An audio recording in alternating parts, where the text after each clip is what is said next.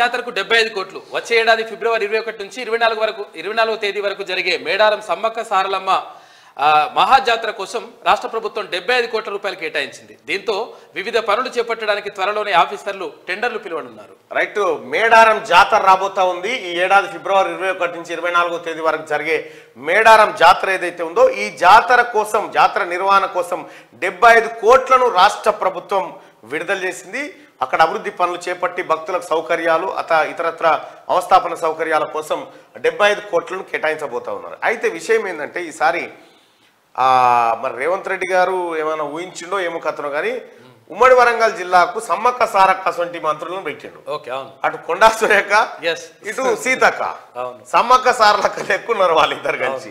ఎందుకంటే ఇవాడ మొగాయన మంత్రి లేడు. మంచి పరిణామము, శుభ పరిణామము. ఇటు సీతక్క కానీ అటు కొండా సురేఖ అక్క కానీ ఇద్దరు కలిసి సమ్మక్క సారలక్కలు ఎక్కున్నారు ఇప్పుడు ఆ జిల్లాకు. వాళ్ళిద్దరు కూడా పోరాట యోధులు నిజంగా కూడా గతంలో. నలుగురు అయితే ఈ సమ్మక్క సారక్క జాతర గురించి ఒక మాట చెప్పుకోవాలి. కేసీఆర్ సమ్మక్క సారక్క జాతరకు అడిగిపోయిండు. ఎప్పుడు 2014-15 పోయిండు. అది వేసుకొని హెలికాప్టర్ వేసి దిగిండు. సమ్మక్క సారలక్కల కోసం 100 కోట్లు కేటాయిస్తున్నామని చెప్పిండు. వద్దలేవు బొందలేవుగా మళ్ళా పోయితే ఒట్టి గట్టేం కాల మళ్ళా పోలే, అటు ముఖం కూడా చూలే.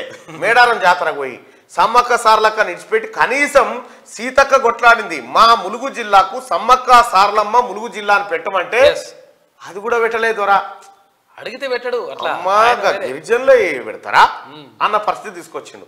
నేను సీతక్కను రిక్వెస్ట్ చేస్తా ఉన్నా, గౌరవ ముఖ్యమంత్రి గారు రిక్వెస్ట్ చేస్తా ఉన్నా. ఆ జిల్లాకు గుర్తింపు వచ్చింది మేడారం కారణంగానే వచ్చింది. కాబట్టి సమ్మక్క సారలమ్మ ములుగు జిల్లాగా ఆ జిల్లా పేరును మార్చాలని చెప్పి ఆ వనదేవతలకు తగిన గౌరవం దొరికినట్టుగా ఉంటుంది. దయచేసి అది పరిశీలించాలి. మేడారం లోపే, జాతర లోపే అది మార్చుకుంటే కూడా బాగుంటుంది.